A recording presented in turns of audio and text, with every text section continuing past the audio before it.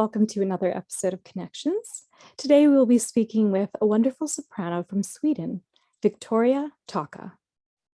Well, hello, Viktoria. Thank you so much for being here on Connections today. Hi, thank you for having me. It's really a pleasure to speak to you in person. I know we've done stuff over email in the past, but it's good to actually see you. Yes, we've mailed a lot, and so I'm really happy to be here. So what I normally like to do with people is go all the way back and then go to their current projects. So I was reading about you from the interview we did previously, and I know you kind of had a unique schooling experience because you went to a stage school kind of. Yeah, that's correct. So I started when I was 10 years old at a school in Stockholm called Adolf Fredriks, which is basically just a regular school, but you have a lot of music and singing every day, mainly in choir and stuff like that. And then I went on to do more musical theater and did a formal musical theater training for 3 years after I finished high school. And that's pretty much what I've been doing since then. Adolf Fredriks, when I grew up, was a very classical school, and that's where I got my classical background. And I did a lot of private tuition and stuff like that for really good vocal coaches during that time, but also afterwards, because since I was 12, my main goal was to play Christine in Phantom of the Opera. So that's all I wanted to do. And so I think I made very conscious choices to get to that point. And still, you never know if it's gonna work out or not, but eventually it actually did. So that was fantastic. So is that kind of why you went to stage school then, is that you heard that role and you wanted to study music? Yeah. Okay. Absolutely. Yes. Mm-hmm. So it's incredible. That was going to be one of my questions, is how roles can really change your life. And that one obviously did in a big way. So when was the first time you got to play Christine? I got the part when I was 24. And at that time, I believe I was the youngest Christine they've ever had as a first cast. I don't think that's the case anymore. But at that point, I'm quite old, so. It's what happens, right? It's what happens. But yeah, so that was in 2001, I believe. And I turned 25 that year, but I got offered the role when I was 24. And then I played it for a year in Copenhagen, Denmark. And then there was a break and they played another show. I can't remember. I think it was Sound of Music at that theater. Okay. And then, Phantom was such a huge success. So they brought the show back in 2004. And then they asked me to come back and play Christine again. So I played her for another year at the same theater. So how did you really grow in that role? Because you had a full year to learn it, and then you got to come back with new perspectives. And yeah, I mean, I had a fantastic Phantom, a Danish actor who can also sing. I mean, he's a fantastic singer, but I think mainly acting wise, I learned so much from him. And it was really interesting, taking a break from the role for over a year and then coming back into it, because I felt like, I had matured a lot and as a performer, and it's like a fine wine in a way. She had sort of, just grown in that year. And so I think the second year I played her, I was way more relaxed, I should say.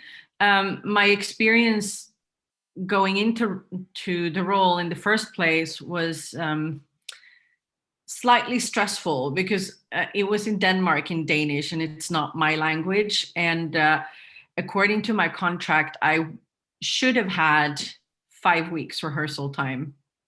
And for anyone who knows Phantom of the Opera and who knows Christine, knows that she's on stage basically the whole show. Yeah. Not like Phantom. He's in his dressing room drinking coffee most of the time. but Christine is on stage like the whole show. So it's a lot of stuff to learn. Not only on stage, but it's like a very well-oiled machine backstage as well. There's a lot of quick changes. There's a lot of, running up and down stairs and just getting in on stage from the right direction, etc., etc. And there are a lot of secrets in Phantom of the Opera. So it's just a lot to learn. And as I said, I should have had 5 weeks according to my contract. But when I got to the theater to start rehearsals, I got called to the theater director's office and I got really stressed out. It was my first day and I was like, oh, they're going to fire me. And he told me that the Christine that had played before me, she was leaving. And he said, well, Susan needs to leave in 10 days. Can you go on? And being, 24, 20, going on 25, I was like, sure, I can do this in 10 days. So yeah, and I did. And that was a thrilling experience because I never had rehearsals like in a rehearsal room.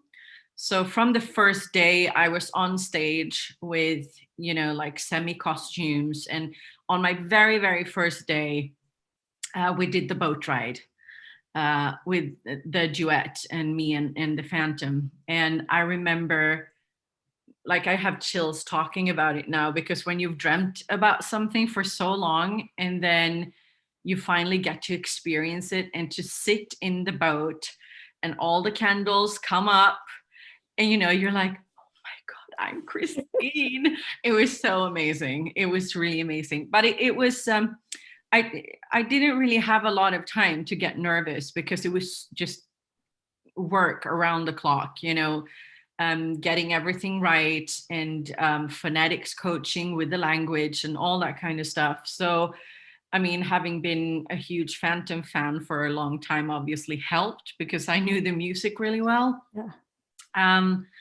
But yes, to refer back to your question, I would say that the second time around when I did it was much more relaxed for me. I think I was a way better Christine the second year, just because, all of the experience and everything from the first year had sort of landed and had time to sort of settle into my body. And I remember my Phantom telling me that as well when we got back in 2004 to play together again, that he was like, wow, a lot of things happened, during this year and a half. And it's not like I had done anything special during that time, but I guess it was just, as I said, everything sort of landing in my body. Yeah, it was really in your voice at that point. And the role is really a big, like you mentioned, she's on the screen most of the time. And it's kind of like it really changes because the first songs are very high, like Phantom, that's a top E, I think. And then as the end, that's quite a dramatic role that year. So how did you keep your voice in shape?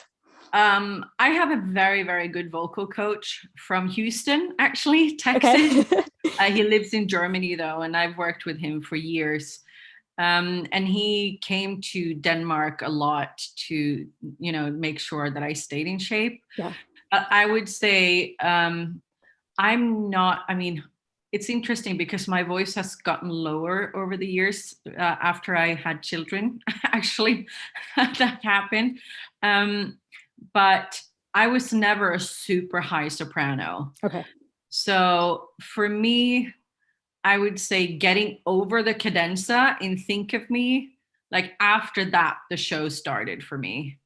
Obviously, the duet is really hard to do, but I feel like there's more pressure on the cadenza because it happens in the beginning and it's supposed to be like her big show off thing. Yeah. And for me, I would say I prefer the second act, not only the singing, but also because I feel like finally Christine comes into her own and, she grows up and she becomes a woman and she starts making decisions. And I kind of like that Christine a little bit better than the Christine she is in the first half of the show. Yeah, I agree. I love like the last trio that they do. Oh, the final layer is my favorite. It's amazing. And I had an amazing Raoul and an amazing Phantom, and it was, a thrill to play with them every night. I would say like the whole ending of the show, coming into the point of no return, and then, the boat ride when he's like has grabbed her from the Don Juan scene and into the final layer, and the whole final layer it's amazing to play. So tell us, I don't know if I imagined this, but I feel like I saw videos of you on kind of uh like a reality Broadway cat. Am I crazy? No, you're not crazy. You are not crazy. Yeah, so that happened. There was a Swedish TV channel that made some sort of show together with West End theater.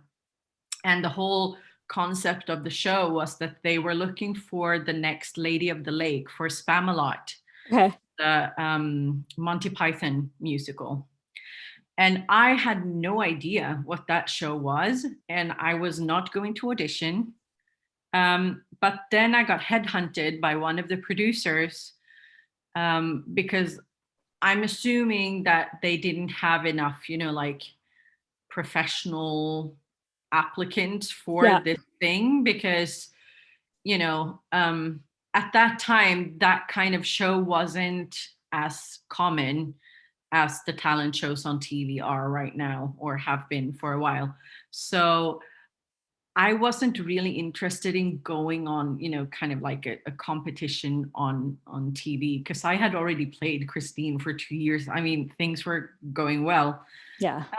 But then they called me and said that, they really wanted to see me for this. And I had been so close to getting roles in London, but never, actually gotten one. So that intrigued me. And I knew that the first audition was for one of the biggest casting directors in London. And so I felt like I at least wanted to go and audition in front of him. Yeah. So I remember that audition. I went in and it was kind of like an Idol situation.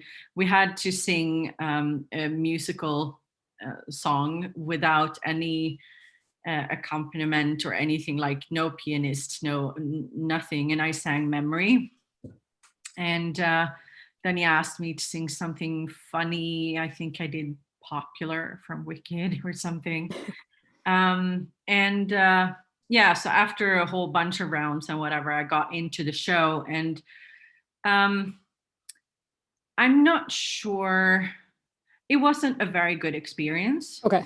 I must say, because I felt like the Swedish TV company versus the producer on the West End wanted very different things.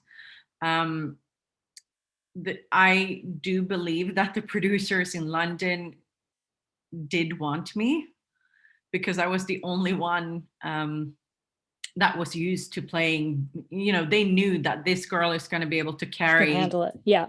A big role 8 shows a week. She's done it before. Christine is one of the hardest roles in musical theater.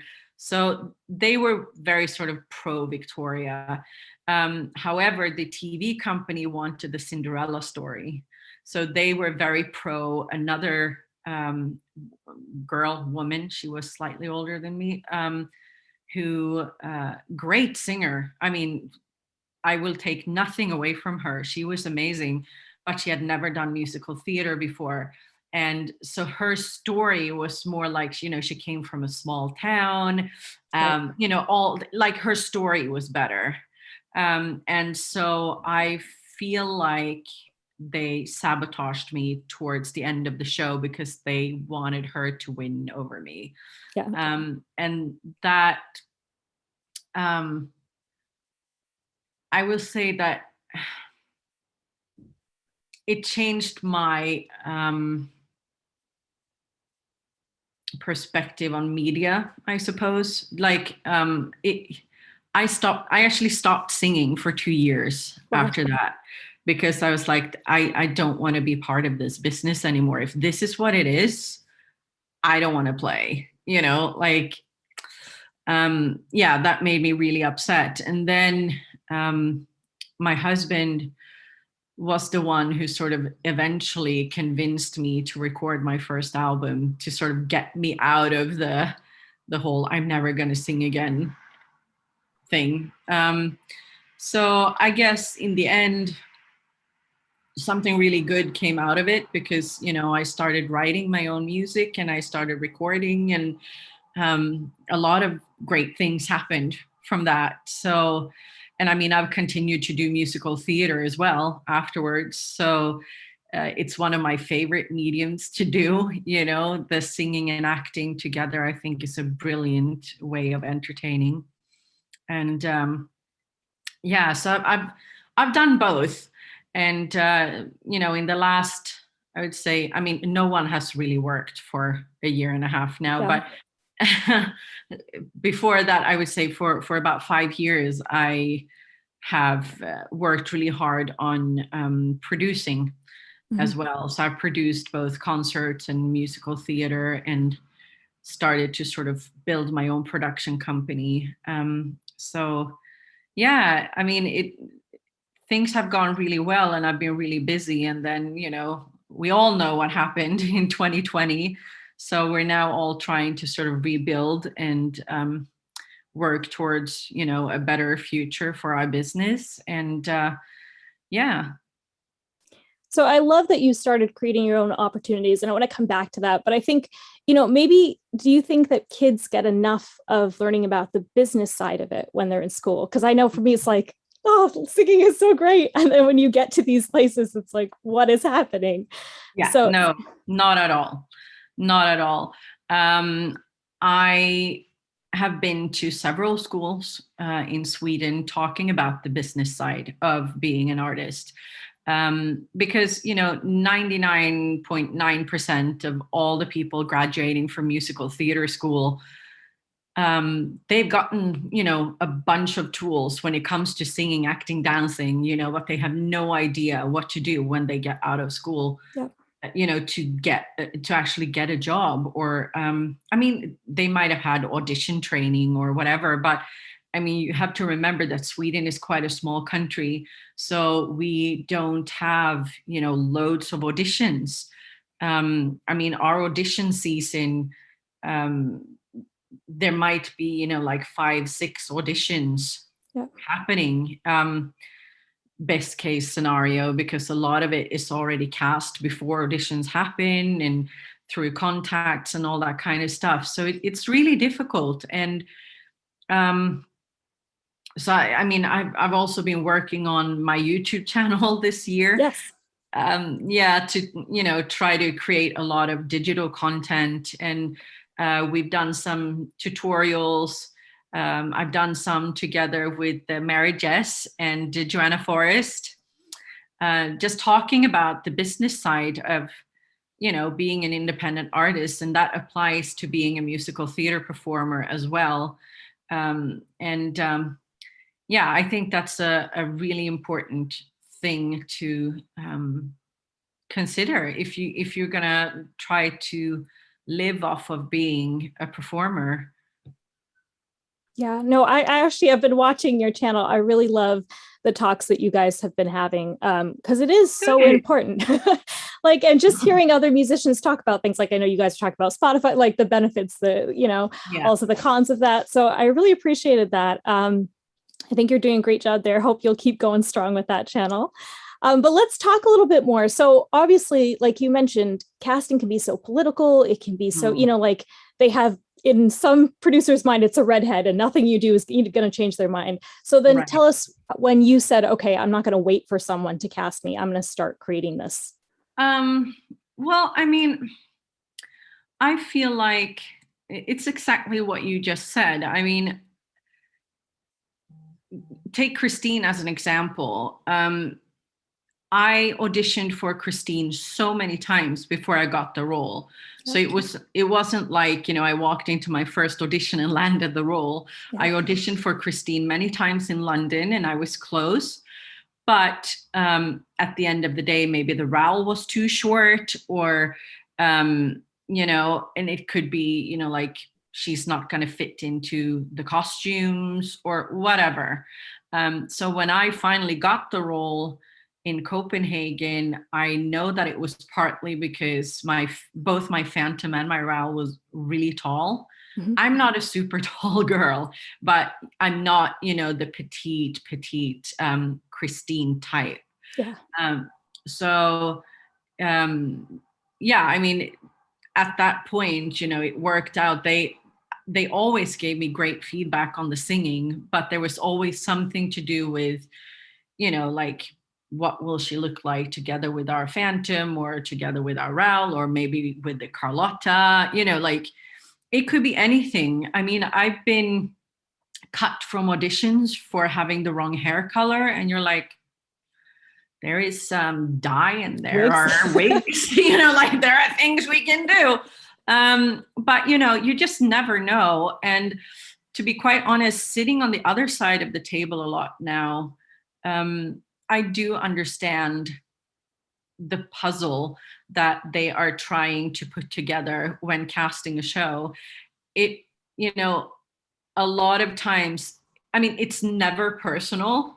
It's most of the time has nothing to do with you. Mm-hmm. It's not like, oh, she picked the wrong song at the audition, or, oh, she wore a blue dress instead of a red. Like, it has nothing to do with that. And I spent so much time in my younger years, trying to figure out which song to sing at the audition or what should I wear. And I was freaking myself out over the most ridiculous things that has actually nothing to do with your audition at all.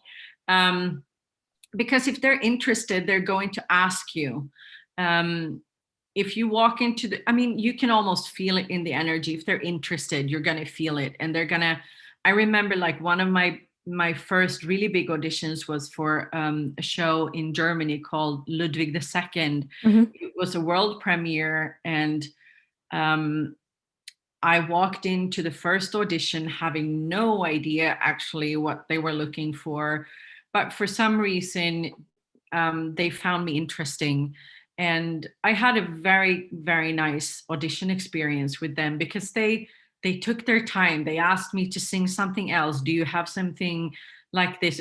It had nothing to do with, whether my makeup was right that day or not, and sometimes, it can just be a simple thing like chemistry with the director, or if they like had a bad day, you have no idea. Yeah. So I think it's just important to remember that it's very seldom about you personally.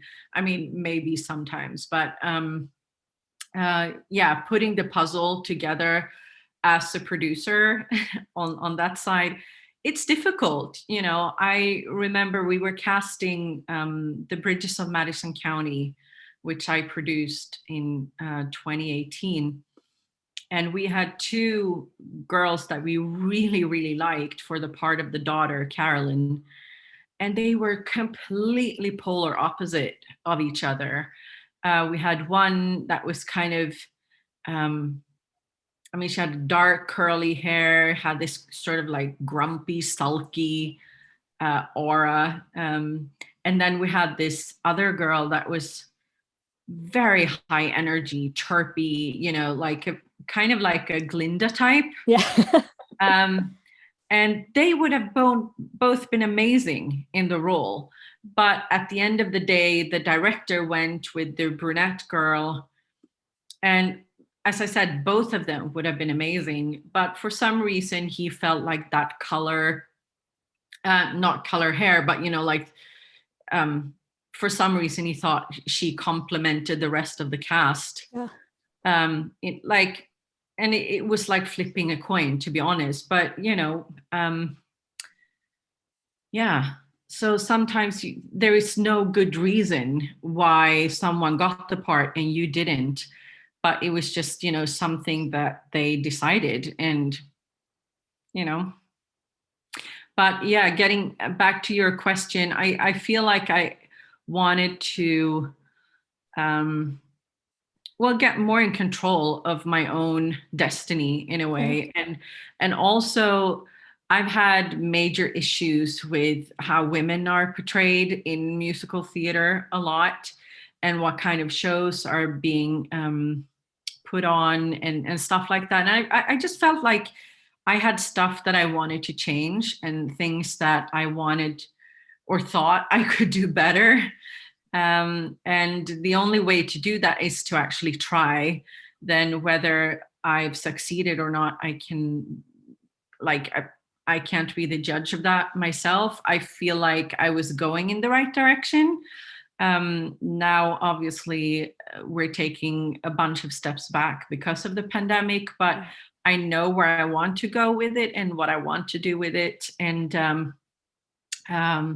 I'm really excited to get going again. That's for sure.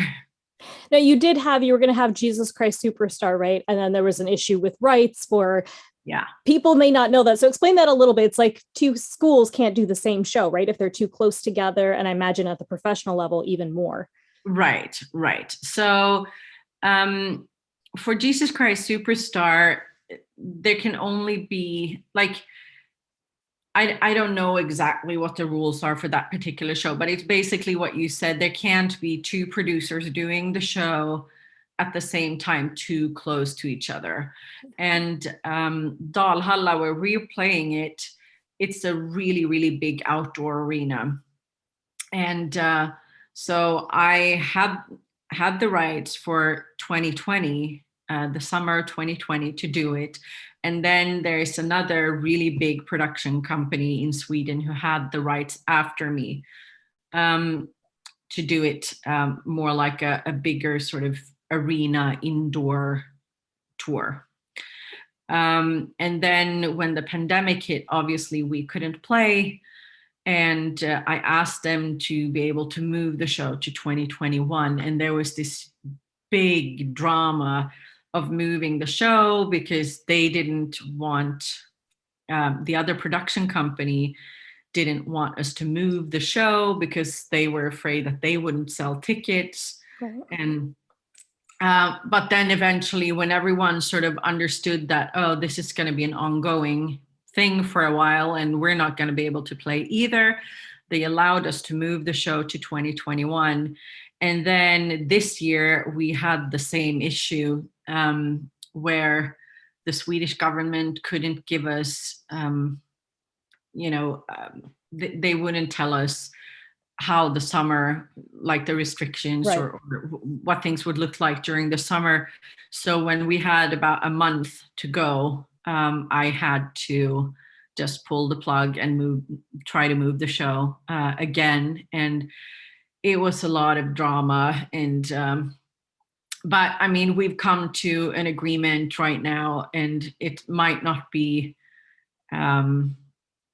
everything that I wanted, but at least I'm allowed to move the show to 2022.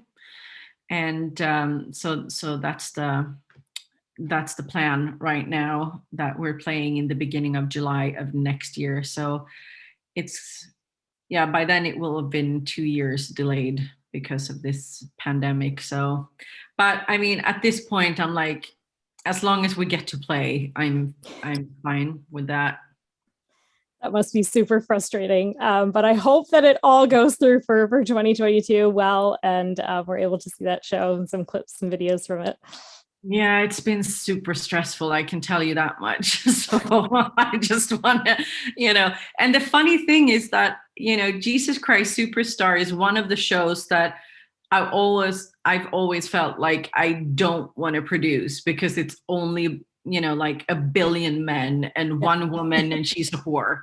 So I'm like, it's stupid. But at the same time, at this arena, like when I got the opportunity to produce there, Jesus Christ Superstar was the first show that came to mind, because it's such a grand, exciting place to play. And so I said, okay, Jesus Christ Superstar here will be really fantastic. And so let's just make sure we cast Mary Magdalene in, a different way that, than what I've seen her in other shows. And so we have like this really amazing soul singer playing her, really strong woman. And I feel like we have a really exciting cast for the show. So, sometimes as a producer, you have to make compromises as well, because, in all fairness, we have to admit that it's about money as well, because if I don't make money, or if people don't buy tickets, I can't produce the next show. Yep. So it's easier being 24, knowing how you would do everything, you know what I mean? But then when you're actually gambling your own money and basically everybody else's money as well, because if I can't produce another show, I can't create more jobs for people, then sometimes you have to compromise a little bit. And Jesus Christ Superstar as a show in a whole, it was a little bit of a compromise, but I feel like I've made some good choices with the casting that still sort of speaks to what I want to do in the future. So that kind of mix that you talked about is also true on the album side. And you've done a number of albums where you want to have enough of those songs that draws people in. That's like, I want to buy this album. At the same time, you don't want to do those same 5 crossover hits, So tell us a little bit about your process and how you've created your albums. Oh, they've all been really different. Yeah. Because quite honestly, I've never had like a real plan when it comes to my albums. I'm really good friends with Jennifer Thomas. And Jennifer to me is really inspiring because she has like a super long-term plan for her music and what she wants to do with it, etc. I'm more of a emotional person that way, I suppose. I like my first album, as I said, it came out of me not wanting to sing ever again after that TV show we talked about. And so my first album was actually in Swedish, and all of the songs were original songs. So that was very different. And then I can't remember even why I decided to record an album in English, but when did I record my second album even? But I guess it was because we moved abroad after that. And so I guess it had something to do with me not living in Sweden and just wanted a bigger audience. So it was really interesting because a young relative of mine played me Haley Westenra's version of Dark Waltz. And I thought it was an amazing song. And I was like, okay, so I really want to do this song. And that was kind of like the main song for my second album. And I had a very strong idea about, or like the story for the song. And I really wanted to make a music video for it. And my second album was a mix of some, really well-known musical theater songs and some new songs and some classical crossover songs. Basically just stuff that I like to sing. So, obviously when you put an album together, sometimes you have to kill your darlings, and get some stuff off of there because it doesn't fit with the rest of the album you're making or whatever. But and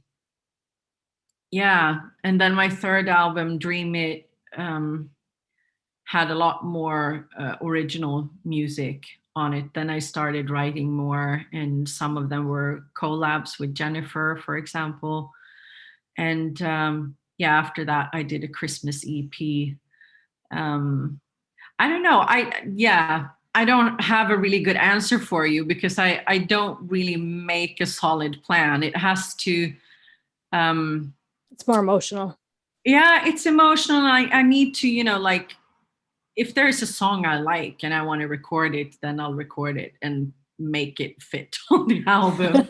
So, Yeah, that's my answer. So you mentioned Jennifer Thomas, obviously hugely successful artist. When did you guys first start collaborating and getting to know each other? Um, Actually, Jennifer contacted me because we were both nominated for the Hollywood Music and Media Awards in Okay. 2011. And so she wrote me this really nice email. And I can't remember if it was an email or, yeah, I think it was an email. So she had, checked who was nominated in the same category as her. And then, yeah, she reached out. I believe it was through my website. And then we started messaging or mailing back and forth and decided to meet in Los Angeles when we were both going for the award show. And I mean, I remember because I was nominated for Dark Waltz and she was nominated for Illumination, which is one of my favorite Jennifer Thomas song, or it's not a song, but pieces ever.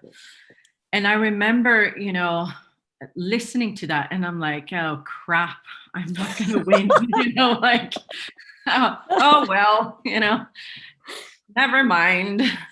So, and then for some crazy reason, I did win that year, and Jennifer and I met for lunch, and we, yeah, I mean, we've been friends ever since. So I've known her for 10 years now, and we've collaborated on a lot of things. I've been, hanging out at her family's house for weeks, and yeah, so we've just tried a lot of different things together in the last, as I said, like now maybe 6 years, not so much because I've been super busy trying to build my production company and Right. haven't been so um, involved in writing new music or but I'm thinking of doing it again because I just need, like one song or something to inspire me to get me going. And I feel like I'm at that point where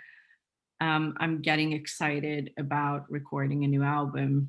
So um, yeah, and I actually reached out to Jennifer not too long ago talking about, collaborating or something.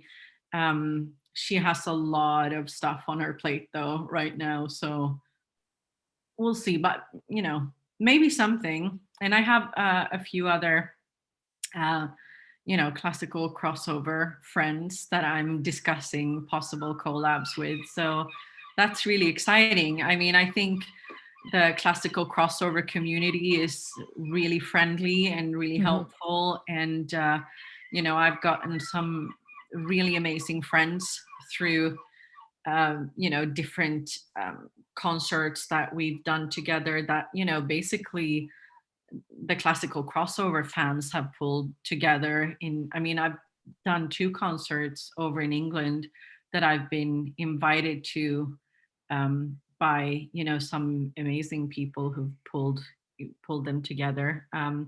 I did one where I met both Joanna and Mary Jess at the Pheasantry in London, and another concert somewhere else. I can't remember now. I'm so sorry. Oh, Uh, good. it was a really cool concert though, because we were in I believe it was in kind of, was it a church maybe or a concert hall somewhere? Yeah, I don't really remember, but it was really nice. And yeah, so I've done, a few of those live sort of where they've invited a lot of different classical crossover singers to come and perform. So that's been really fun. It's exciting news about a possible new album coming up. So you'll have to Yeah, keep us I updated with know. your I just, plans. again, I need to sort of get in the mood and sort Yeah. of start finding music, but I have some really good reasons to do it. Like I have some amazing possible collaborations where people have already said yes to doing it.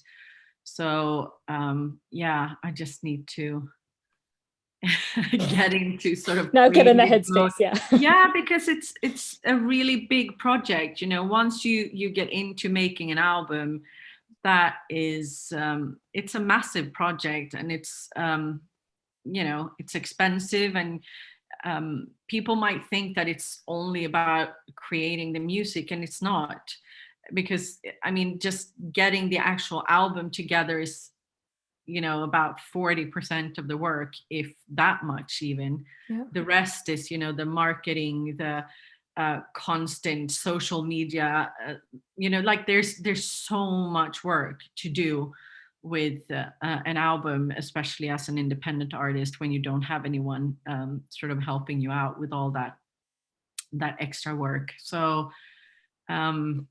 yeah, it takes a lot of energy and effort to get it done properly. And so I guess that's one of the things that's slightly holding me back, because I know that once we get into 2022 and our business will hopefully be, open to full capacity again, I have a lot of things happening Yeah. next year. So we'll see. But at the same time, I feel like there's no rush as well. I mean, I can record a couple of songs here and there, and then if the album takes a couple of years to finish, then at least it's ready when you have a gap maybe, and you can um, work on all the marketing and all that stuff when you have a break from something else. So I'm excited, and just I'm feeling it.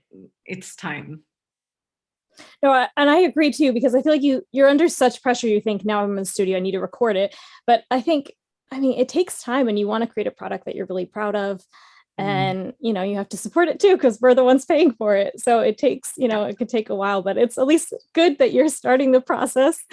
Um, I did think it was kind of unique. So you did like a live album.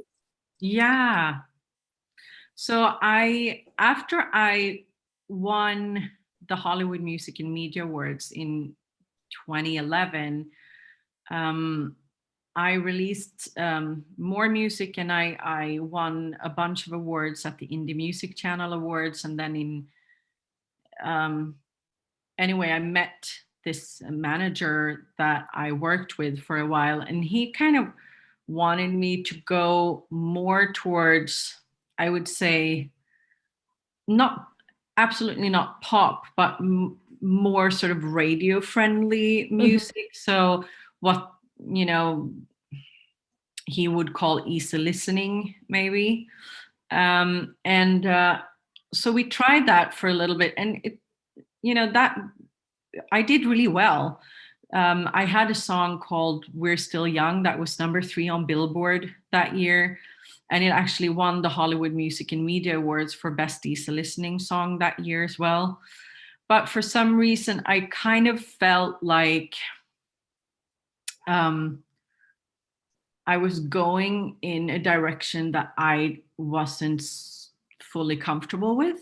Okay. And not because I didn't like the music, but I started getting a lot of live gigs in New York and in the New York area. I played at BB King's. I played, a bunch of really cool places in New York. And one of them was the Metropolitan Room, where we recorded the live album. And but I've always been more drawn to musical theater. So if I have to choose, I would rather do musical theater than be out gigging, late at night with a band. Yeah. So I suppose I just felt like after trying that for like a year and a half, 2 years, I wanted to go back more towards my musical theater roots, because that's more who I am. And it's like sometimes it's like any relationship, I guess. You think it's what you want because it looks good, and it's fun, and then you're like, but not really. So I'm really excited about all the experience that I gained, and a lot of that has I mean, I learned a lot from being out playing late at night at clubs in New York, and but it's not really what I want to do. So yeah, there was a live album, which is, I think, one of the coolest songs on that album is like a very sort of acoustic, different version of Think of Me from Phantom of the Opera. I still like that version because I think it's so different. And, knowing that I can do Think of Me the way it's supposed to be sung as well made it, even more special for me. So, yeah, it was fun to do, but it's not maybe my favorite album of the ones that I've made. But, you're proud of all your kids, right? Yeah, exactly. And sometimes I think you have to try things to really know that it's not for you. You know what I mean? Like you're like, Yeah. this is And not my path. right. And I think that, sometimes people are too afraid of trying or failing, so they don't even try. Like, who knows, it might have been, my biggest thing yet, and my favorite thing to do, and it could have changed my career completely. But in this case, it's sort of just brought me back to what I really wanted to do, and who I am as a person. So I'm really grateful for the chances that I got doing that, but I'm very happy to be sort of back to where I want to be. No, it's funny. I heard this quote and it was like, so much of finding yourself is kind of going back to a lot of those things you held dear as a kid. And I think it's true because like we do this experimentation, helps us to grow, but then we kind of find those core things, like you're saying for you, it's theater that you Yeah. just, that's your home. I love musical theater. I mean, I think um yeah, it's just, telling a story through song, and the the way that you work together as an ensemble or as actors. It's I mean, it's this magical thing. And I mean,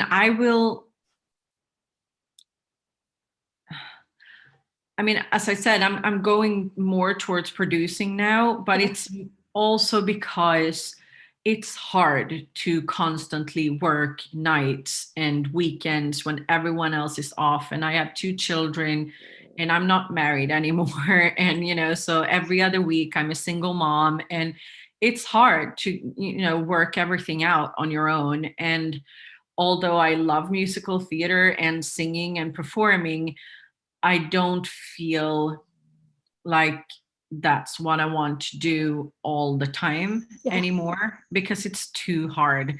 Um, so if I can combine doing that with producing shows like Jesus Christ Superstar, I'm not in that show at all. I'm just producing it. But then next year, I'm also producing Kristina från Duvemåla, which is Björn and Benny from ABBA. They wrote a musical after Chess and Mamma Mia about, it's based on a Swedish book, actually. And it has this beautiful sort of Swedish folk music in it. And it's a beautiful story, beautiful music. And it's been on my, bucket list or list of dream roles since forever. And so when I got the chance to produce it, I, you know, I asked if I could play Christina, and I had to audition like everyone else, although I'm actually paying for the whole thing.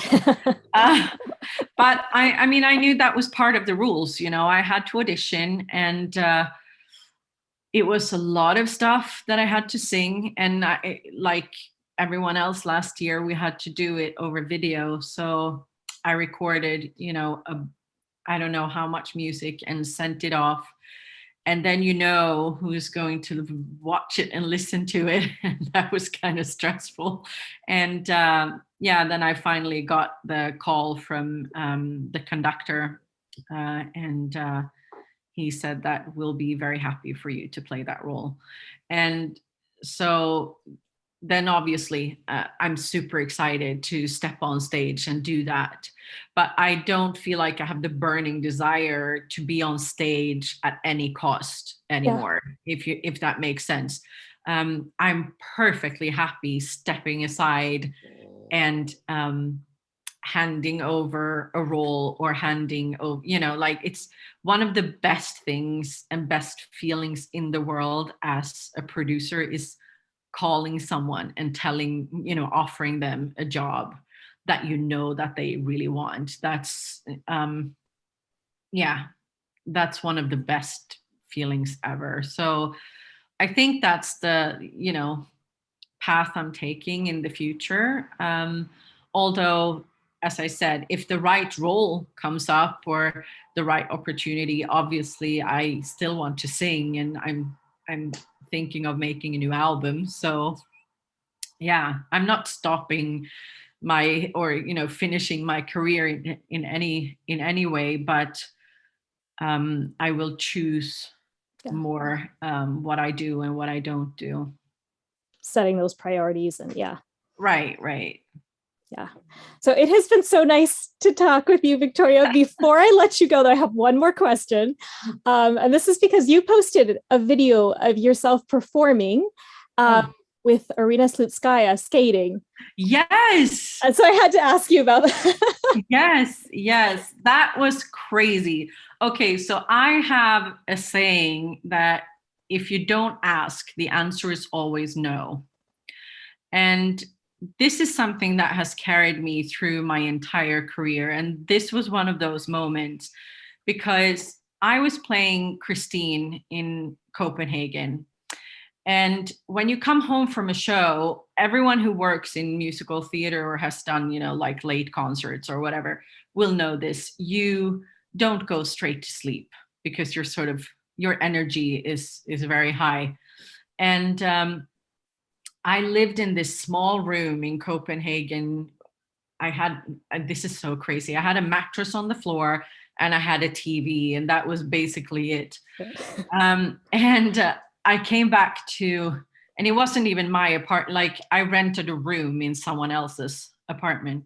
So I came back to my room quite late after the show. And at that time, the Olympics was on. And I think it was the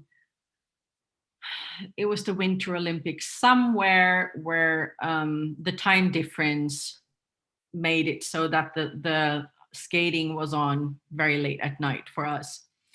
And I watched, what was his name? Oh my God, I can't remember now. This is so, yeah, Yagudin. Do you remember him? Yes. He won gold that year. And I watched him skate, and he was fantastic. It was the most amazing thing I had ever seen. Like, he skated, one of his programs was to the music from The Man with the Iron Mask. And anyways, it was mind-blowing what he was doing. And then the Swedish commentator said that, oh, and next year, he will be in Sweden for the European Championships. And I was like, oh, well, that's exciting. And you now have to remember that this is before the internet. So that's how old I am. And so I wrote a letter, pen and paper, not a mail, because mail did not exist. So I wrote a pen and paper letter to the Swedish Figure Skating Association, and saying that, I'm a singer, I'm playing Christine in Phantom of the Opera, blah, blah, blah. And if you need someone to sing like the Swedish national anthem or anything during the European Championships, I would love to be there and do that. And I sent it off in the mail. And then, it took maybe 3 or 4 weeks and I didn't hear anything. And then finally I got a phone call from, I think she was the head of the Figure Skating Association here in Sweden. And she asked me to come to Stockholm for a meeting. And I ended up being in charge of the entertainment throughout the whole European Championships, which meant I did the, opening ceremony and everything that was off ice. I was in charge of, and then, that was super exciting and it was fun, but then the competition, I think, ended on a Saturday, and then there was this skaters party. And these skaters got really drunk. It was a real party. But there was one person who did not party, and it was Irina. She was, very calm, and, like, she was just like hanging out. And so I sat with her and talked to her, because I'm not really, one of those wild party people either. I'm kind of boring that way. So, and the day after, they have this big exhibition gala. And so she knew that she was skating the next day. And I suppose that's why she was, I'm not going to mention names, but there were some skaters that also skated the next day that were partying hard. Yeah. But anyway, so we sat there and talked, and like sometime after midnight, for some reason, she mentions that, oh, one of my, dreams is to skate while someone sings live. And I was like, Hello. I can do that, And he's like, oh, cool. So, like, what could you sing? And so I had, I think, do you remember those? They were called mini discs. Do you remember that format? It was kind of like a tiny CD in like a thing. Anyway, so I had a mini disc with, like maybe 5 different backing tracks on it.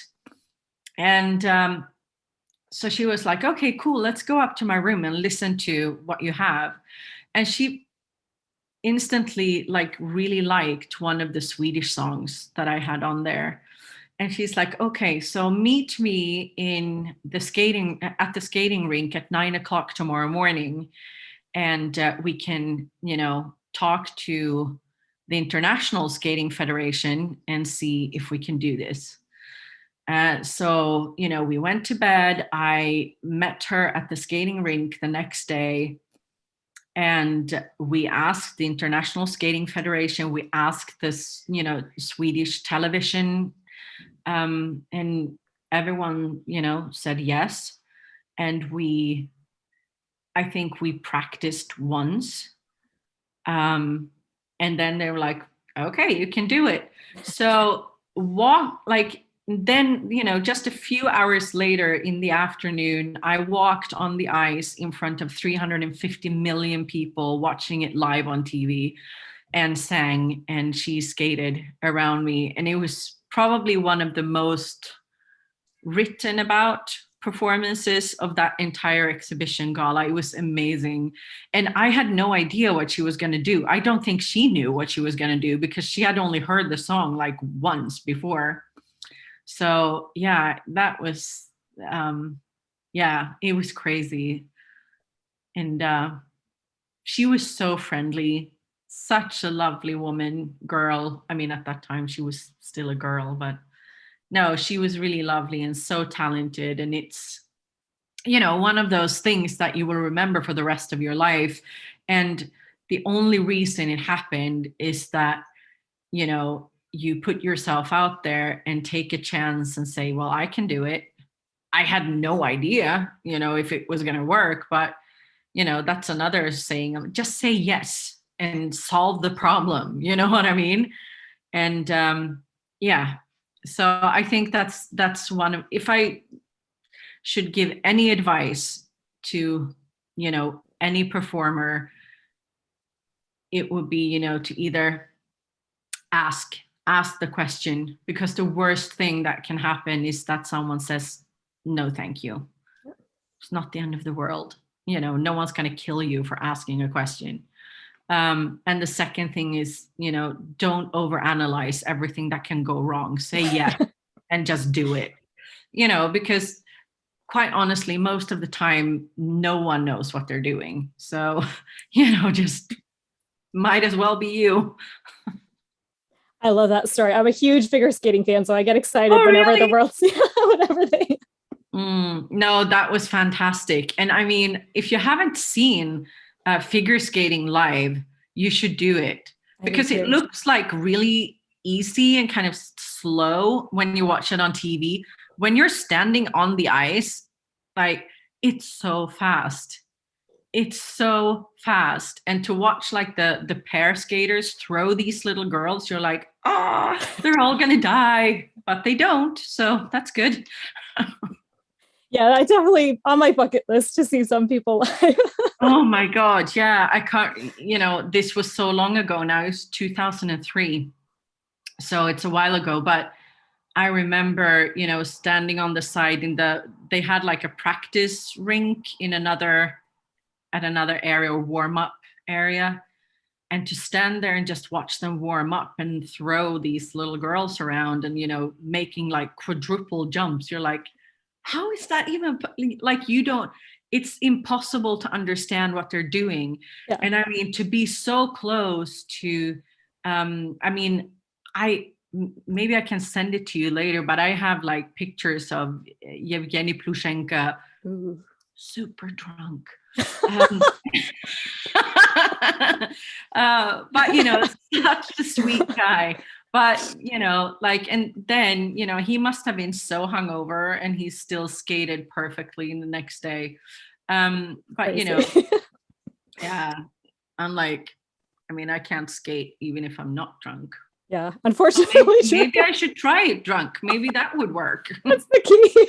But it's really funny because after that, I still have dreams sometimes about being a figure skater and actually knowing what I'm doing, which I don't. But yeah, so I was obviously very inspired by being at the European Championships for a whole week and watching them so close. So yeah. Just ask and go for things. Yeah, ask. Because, and who knows? You might get into opportunities that you never, ever thought was going to be possible. I mean, another example is Jesus Christ Superstar. I have one of the biggest Swedish actors of all time coming back to Sweden to play King Herod, Peter Stormare. And he has not set foot on a Swedish stage for over 30 years since he stopped working with Ingmar Bergman, and now he's coming back to do this in my production. And I don't know how many people over the years, have asked him to do something. And he said, no, no, no, no, no, no, no. And I was like, well, you can always ask. And then, he's like, okay, that sounds fun. And I'm like, so, mind blown. Yeah. Just ask the question. So I appreciated just hearing all your stories, Viktoria. It's been so lovely to speak with you. Yeah, it's been great talking to you as well. Finally. I know. And please, when you have, your new album, anything to promote, just let us know and we'll definitely have you on again. Thank you so much. And yeah, I mean, check out the YouTube channel. There's a lot of fun stuff there, and all the social media, whatever. Right now I'm kind of on a summer break, trying to relax a little bit. But other than that, I'm very active on social media and stuff. So if you want to drop me a line or ask me a question or something, go for it. I usually answer everything. So. And do you still have the show you did for Songbirds? Can people still rent that and buy access to that? Yeah, or? Okay. I think so. Yeah, I think they can still use the same link. I'm not 100% sure, but I think so. Yeah.